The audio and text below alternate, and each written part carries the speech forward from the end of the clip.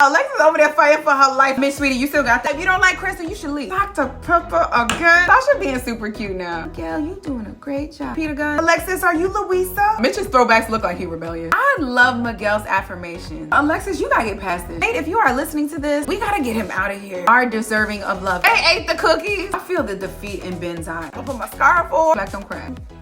Noodle gate. Just how people's face look. The onion gate. She put that kite in the tree. His dad did not return that I love you. Alakazam zippity doo. That's a young man raising a boy. David danced his clothes off. Was he a stripper? What up, Mavs fam, and welcome back to another episode of From Rizzo with Love. With me, your girl Donna Rizzo, aka Rizzo. Y'all, we are here to recap Married at First Sight, season 15, episode 11, part 2. If this is your first time here, welcome. You may have found me from a kickoff special, a mid-season special, a decision day dish, a countdown special, a recommendation, a friend, an Instagram from Rizzo with Love. I don't know how you found me, but I'm so glad that you're here joining me and joining this little community watching Married at First Sight season 15. Y'all, this season has been a crazy one. I'm still not sure how to feel about all these couples just yet. And I say just yet, but we are past the midway season. We're almost down to decision day. Honestly, it's only 3 weeks left of the experiment, but like 1,700 weeks left of the episodes. So I'm still gonna try to figure out what's going on. I never would have thought Stasha and Nate and Miguel and Lindy would have been the couples, but I am learning to love each of those four. I told y'all in the beginning, I thought Lindy would be my BFF. Not there yet, but maybe it's Miguel. I don't know. That's not it either. Is it Nate? No, it's Kristen. It's 100% Kristen. Y'all, if you don't like Kristen, you should leave because this is a Team Kristen page here. So we're just going to keep going on and watching her growth and looking at this freaking breakthrough that Dr. Pepper has allowed her a safe space to open up and engage with. Lord. Goodness. Y'all, if you have not seen part 1, please make sure you go over there, look at the Married at First Sight playlist, check that out. For my new people, I do split this up into 2 parts because I talk a lot, but I also take forever to edit. So I'd rather get something out to you guys quicker. And I've seen the attention span of y'all folks and y'all don't watch hour-long episodes. So what is the use of me putting hour-long content out, right? Okay. Despite the Ben and Morgan drama that we just saw, this is the home visits and the letters to your younger self. I need Morgan to write to herself. And I need all these couples to actually write to their younger selves and not write to their partners, as we have seen in the past. Hello, season 14. I'm looking at you. And also we need quality letters. Hello, Amelia. Looking at you. I actually put my hair up. That's why you don't even see. I had put my hair up because I was like, let me go shower before this. And I decided after I shower, I'm gonna wanna hop right in the bed. So for the new folks, for people who haven't seen part 1, you will see why the show is already off, but here I am DVRing and going back to watch it. I don't even want to talk about that again. For those who are new here, this is unlike other Married at First Sight recaps that you have because I do a live reaction recap. So I will be watching the show with you, kind of, right? You will see my reaction. You will see my interpretation of what's going on. You will see how I feel about specific moments, about specific individuals, and watch the show along with me. I want you to feel like we're having a viewing party. And my couch is clean. Ignore that bag. So yeah, come along this journey with me. Let me know if you felt a certain way, if you felt something different, or if you saw something that I didn't, or if you interpreted something that I did not. Also, please make sure you like, comment, and subscribe. Stay to the end of the video because I will be asking a question that I do want you to engage with me and with others in the comments about. I love to hear what you guys think about things. Y'all have been super active this season, and I'm really excited to keep it going. Let's go. Oh my goodness. Y'all, my bad.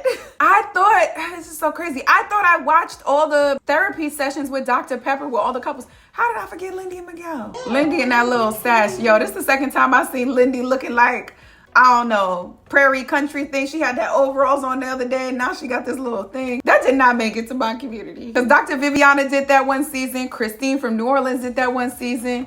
She's doing that. I thought that was just for cheerleaders and Mormons. Not them having cookies out.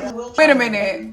They ate the cookies? Or is that a production Dr. Pepper ate it and then she put it back down and they trying to be shady? Y'all don't offer me no damn half-eaten cookie. Don't do that, okay? Wait, Lindy and Miguel matched too, y'all. This is the second couple because Stasha and Nate both had denim tops and Nate's signature white frayed pants. I need to go back and see. I bet the couples, you know what? I bet the couples all planned this. Like, not telling production. They were like, oh, let's all just happen to wear the same thing. Let's happen to match with our partner. I'm gonna go back and check. Okay, Ben and Morgan, like, match, or they compliment each other. Everybody else compliments each other, except for, I don't know, Alexis and Justin. They just wore whatever they wanted. Everyone else compliments each other, but those two couples match. All right, maybe not. Uh-oh, y'all heard that? We went from Noodle Gate to Onion Gate. I love Miguel's affirmations. Anytime Lindy does not feel enough, or she feels like she needs something from him, Miguel always gives that to her. Or anytime he has something on his mind, and you know, Miguel, it has to be truthful and real. So anytime he has something on his mind that he wants to say positive about her, Mitch, I'm looking at you. Miguel has no problem saying. Like, she was like, yo, I feel like I'm not that wife in the kitchen. Like, I feel like I don't have that under control. Like, I feel real self-conscious about it. And Miguel was like, you're doing a great job, sweetie. I just Kris Jenner'd it, but he said, I think you're killing it. Dr. Pepper again and again. The therapy that Dr. Pepper gives is insane. With this, she's looking into the reasons why Lindy needs this control, or feels like she needs this control. I love this. And I swear, for all the new people, listen, I'm gonna start one day in time. I'm gonna start a GoFundMe to get Dr. Pepper to just follow me around all day. It's gonna be Morgan Freeman narrating my life and Dr. Pepper coaching my life. One day. Jesus said, make your request plain. He didn't say that. I'm sorry, Lindy. Facts. Yo, look, she right. Let me tell you about people who stay in Queens, don't leave Southeast Queens, and that's all they know, y'all. I go back, it's the same people. Never leaving the block. And I don't mean like the block, like the corner, but I literally mean that's it. All this access, and that's it. I'm not gonna blame them, because sometimes you don't feel like you're welcome in other places. You don't feel like that's for you.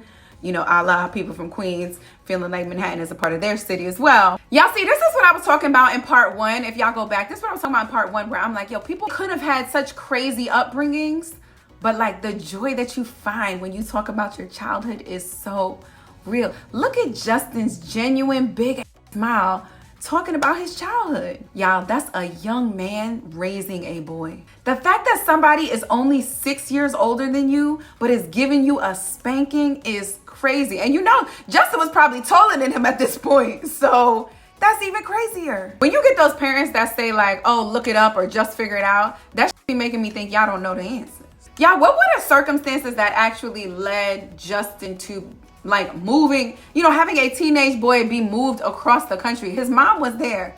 What made her say, go live with your brother who's only 19 years old? See, and I think Justin's figure it out actually turned into him finessing it out, because if he couldn't figure it out, he just found a way to like, you know, scheme and navigate his way through it and just finessing his way through it. That's why Alexis will ask him something and it's not quite the truth. It's like a little different, because he's trying to figure it out himself. I swear, y'all, something just don't seem right with Alexis. Like, she doesn't seem like she's romantically into this guy. It seems like she's like, yeah, you know, I'm gonna go through this experiment. You're not bad, but like, you're just not for me. Girl, Alexis, you gotta get past this shit. Honestly, you gotta get past this soft stuff. And I know why you think he shouldn't be flying kites, but like, can he have some fun? Y'all saw that kite go into the tree. Alexis was in the back like, 2, 3. I wish I would have watched Harry Potter so I could done a spell for you guys, but alakazam zippity doo. That's my age group. She put that kite in the tree. Yo, y'all notice that both Mitch and Kristen get super emotional when talking about their dads? I bet this is something that they knew and they planned for them to bond over this, but they had so many other problems that they couldn't quite get to this reason why we're matched. I think when moments like that happen, that makes them manifest themselves into a good father figure for their child, or a good parent for their significant other to help them through it. I don't know how true that is, because sometimes it can turn crazy because you didn't have that dad figure around long enough, but I hope that it's a positive turn for them. Miss Sweetie, you still got that You didn't quite grow out of that defying authority. You still march to the beat of your own drum, sir. You talking about missing out on stuff. Don't miss out on Kristen, because you still got that in you. This is interesting, because I expected Stasha to cry in her letter, but this was very much so like a mentor-mentee letter, which I love for Stasha and little Stasha. Y'all heard that though? Nate said, and learn to control your temper. I told y'all, I know people. I told y'all that Nate got a temper. That's why when he gets mad, it's a little weird, because it's him really holding in his anger and his need to have these big ass outbursts and get in on people. He is holding that shit back. That's why it's so weird. I told y'all he been working on this. The fact that he wrote that to his younger self, he knows it's an issue. But he said dad will divorce Maria. So he did grow up with a female figure around, but he's calling her Maria. So it's not like he's like, oh, your stepmom. He never talked about having a stepmom.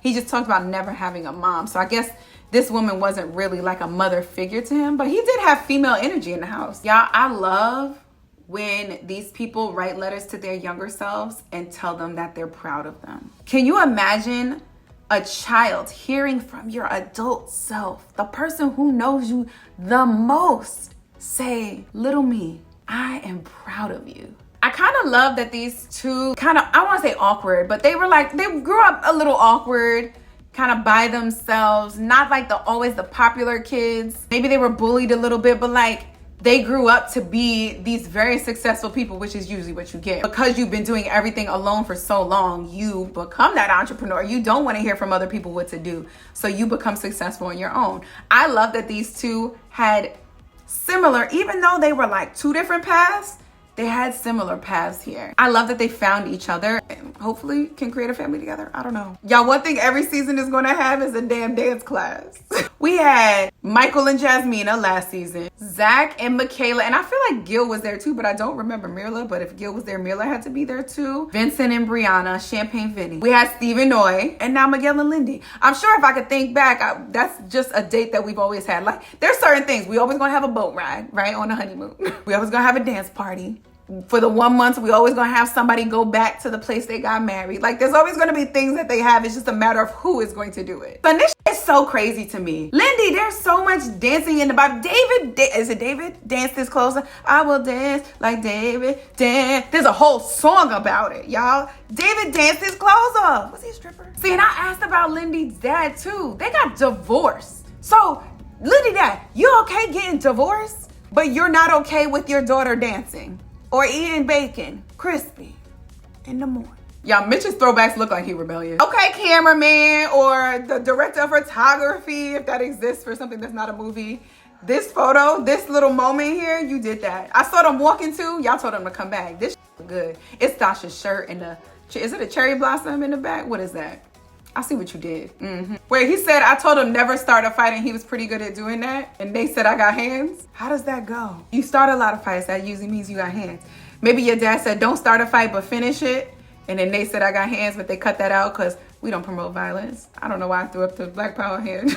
Stasha being super cute now. She's glad to call somebody dad. Oh, he went in for the hug. Oh my God, y'all. This scene got to me. I don't know if you saw this part, but like one, Stasha using his shirt to wipe her tears is hilarious. But did y'all notice Nate went in for the hug? This is the second time that we have seen an emotional moment between he and his dad, and Nate has been the one to initiate the hug. It happened the day of the wedding too. They were standing outside and Nate brings him in and they do a very awkward, I think I referenced that. It was more like, you know, not like an embrace. And here Nate just did the same thing and he said, I love you. And his dad did not return that I love you. And y'all wonder why Nate can't say, I love you. I told y'all, parents are the reason why folks is in therapy. Everyone. Damn, y'all. Y'all, this whole shit is so fucking sad to me. And I don't want to say like, Nate, your life is sad. Nate, if you are listening to this, should I say sorry? I'm not sorry because you grew up into a great man, but I hate that you did not grow up with that mother's soft love, right? Because you grew up around, one, a military person, but two, a father who was taught not to express these emotions. I hate that you did not grow up in a I don't want to say loving environment because your dad clearly loves you, but like in an emotional, and it's okay to be an emotional, you know, environment. You are deserving of love. You are deserving of showing that love or that affection that maybe you didn't get to another person, to your children. And we see you. I don't know if you started therapy already like you said you signed up for, but let me tell you, no, because we saw it at the wedding. I'll tell you, we see you and your efforts right here to be more emotional, and to get that love from your father does not go unnoticed. We see it, King. And y'all saw that? The fact that Nate's dad is still saying, oh, I taught him how to be tough, and he's supposed to be tough and not show emotions, and he's still believing that to this day. He's like, yeah, I tried. Like, sir, that's not it. Nate, so proud of you for breaking this or getting there. Yeah, I feel the defeat in Ben's eyes. Do you see? Ben is reading this letter and he's like looking over at Morgan to see how she's feeling about it. This is breaking Ben, y'all. We gotta get him out of here. This hurts me to watch. You know what? I have to respect Morgan's opinion or decision to not give Ben something else that's more private to her. She doesn't feel safe in this space because he has taken so many things that she's opened up, or I guess 2 things that she's opened up to him about, and taken it back to someone else. She doesn't genuinely believe that like he is here for her. That makes me, again, it makes me understand her a little more, but this makes me so sad for the both of them. I mean, the public would see your letter, but like she doesn't feel safe in front of him. What Alexis really meant to say is, I brought Justin to the basketball court because I wanted to show him that I could beat a 6'7" guy. Y'all, Alexis over there fighting for her life against this man. Can you imagine being Justin and like wanting to just casually play, you know what I'm saying, just like real chill, not too much effort? And every time you get on the court, everyone wants to play so hard against you. He ain't trying to try out for nothing right now, Alexis. Let him live. Same thing with Ben was sweating. He put all of his effort into that. And Justin's just like, come on, y'all. I feel like it's the same as like a comedian. Every time you talk to a comedian, you're like, when is the joke coming? Like the comedian always has to be on. That's how I feel about poor basketball and Justin. Go to therapy. Alexis, look at this little matchy everything bagel, throw everything in and see what colors we gonna get. She was like, what do I have in my drawer that is green and blue? Oh, I got a scarf. I'm gonna throw all of it on. I'm gonna put my scarf on, everything. Y'all, Alexis done named her letter. In all 15 seasons, I ain't seen nobody put a title on their letter. Bag Lady, a letter by Alexis. I feel like I should do another animation, but I likely don't have time. Oh, Alexis, are you Louisa? She giving me surface pressure right now. Everybody's putting it on you. Give it to your sister stronger. Who am I if I can't?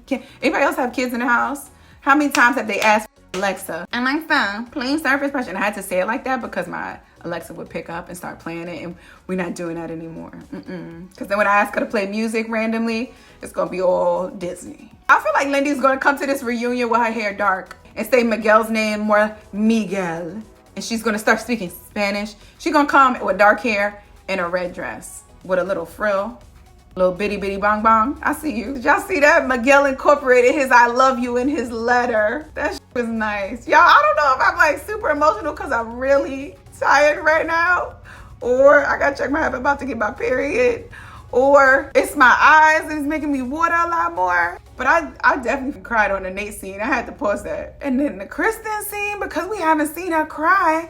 And now look at Miguel. This is beautiful. Miguel, you're doing a great job. Miguel, you're doing a great job. Miguel, don't tell Chris Baskin you told him you loved her, okay? He gonna shut you down. Don't tell him. Wait, Stasha made jean purses too? I told y'all about this before. I used to use because I'm so short. And I don't feel like back in the day they used to make short jeans. Or maybe my mama just didn't buy those. All I know is all my little mud jeans that we used to have, I would have to cut the bottoms because I was so short. But I was thicker, you know?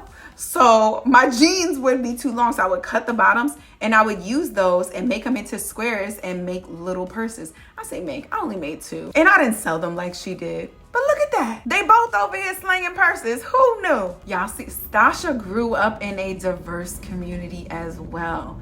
Look at this. She was raised 1 year with these people here. And look, and we over there talking about, it's probably me, over there talking about Nate, where's your black friends? He lives in just as diverse because, you know, he was over in, was he in Germany? Somewhere too. So like, I love this. This is more that they have in common. So real quick, Black Don't Crack. I worry about that because look at me already right now. My bags is going. Y'all ever see Peter Guns? That's who I worry about because Peter Guns is also a light-skinned brother. And I'm like, this is what my skin might when I get older. This is why I went to get that facial because I'm worried. I can't do, and it's not just Peter Guns. I just put that out there. A lot of our older light skin, you know, everybody was cool in the 80s. Now y'all growed up. Now y'all grew up and y'all old, and now we could see it in the leather in your face. Look at this.